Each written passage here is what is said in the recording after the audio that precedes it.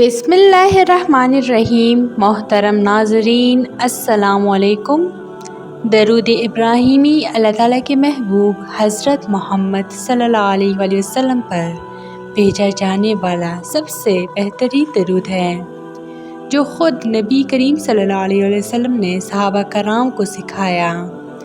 इस दरूद को पढ़ना ना सिर्फ इबादत है बल्कि रूहानी तरक्की, क़ुर्ब इलाही और दिली सुकून का ज़रिया भी है। जब कोई मुसलमान इखलास से दरूद इब्राहिमी 100 मरतबा रोज़ाना पढ़ता है तो उसके बेशुमार दुनियावी और अखरवी फ़वाइद हासिल होते हैं। उनमें से चंद अहम फ़वाइद दर्ज झेल हैं। नंबर 1, अल्लाह ताला की कुर्बत हासिल होती है। दरूद शरीफ अल्लाह ताला को निहायत पसंद है। जो बंदा कसरत से दरूद भेजता है, अल्लाह ताला उस पर अपनी रहमत नाजिल फरमाता है। नंबर 2, हुज़ूर सल्लल्लाहु अलैहि वसल्लम की शफ़ाअत नसीब होती है। हदीस मुबारका है कि जो शख्स मुझ पर कसरत से दरूद भेजता है, क़यामत के दिन मेरी शफ़ाअत उसके लिए लाजिम होगी। 100 मरतबा दरूद पढ़ने वाला इस फजीलत का मुस्तहिक बन जाता है। नंबर 3, गुनाहों की मुआफ़ी का ज़रिया। दरूद शरीफ गुनाहों की मुआफ़ी और दिल की पाकीज़गी का सबब बनता है।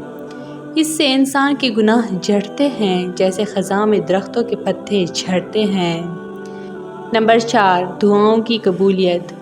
दरूद शरीफ दुआओं की कबूलियत के लिए एक रूहानी कुंजी है। जो बंदा दुआ से पहले और बाद में दरूद इब्राहिमी पढ़ता है तो उसकी दुआ जल्द कबूल होती है। नंबर 5, दिल को सुकून और नूर मिलता है। 100 बार दरूद इब्राहिमी पढ़ने से दिल में रूहानी सुकून, बरकत और इत्मीनान आता है। ये दिल की तारीकी को दूर करता है और दिल को मुनव्वर करता है। नंबर 6, रिज़्क़ में कुशादगी। दरूद इब्राहिमी की कसरत इंसान के रिज़्क़ में बरकत और आसानी लाती है। कई औलियाए कराम ने तजर्बा किया है कि दरूद शरीफ से तंगदस्ती ख़त्म हो जाती है। नंबर 7, मुसीबतों से निजात। जो शख्स रोज़ाना 100 मरतबा दरूद इब्राहिमी पढ़ता है, अल्लाह ताला उसे मुसीबतों, बलाओं और बीमारियों से महफूज रखता है। नंबर 8, दर्जात की बुलंदी। दरूद शरीफ पढ़ने से बंदे के दर्जात बुलंद होते हैं। फ़रिश्ते उसके लिए दुआ करते हैं और उसका ज़िक्र अल्लाह ताला के हाँ होता है। तो दरूद इब्राहिमी एक ऐसा अमल है जिसमें दुनिया और आखिरत की कामयाबी पोशीदा है। जो शख्स उसे 100 मरतबा रोज़ाना पढ़ने को अपना मामूल बना लेता है, वो दुनिया की मुश्किलात से निजात पाता है और आखिरत में कामयाब होता है।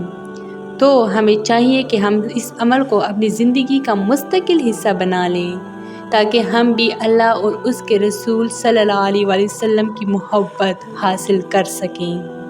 तो ये थी मेरी आज की वीडियो। उम्मीद करती हूँ कि आप लोगों को बहुत अच्छी लगी होगी। मज़ीद इस तरह की इस्लामी वीडियोस के लिए मेरे चैनल को लाइक, शेयर और सब्सक्राइब ज़रूर करें। Stay tuned for more. Thanks for watching.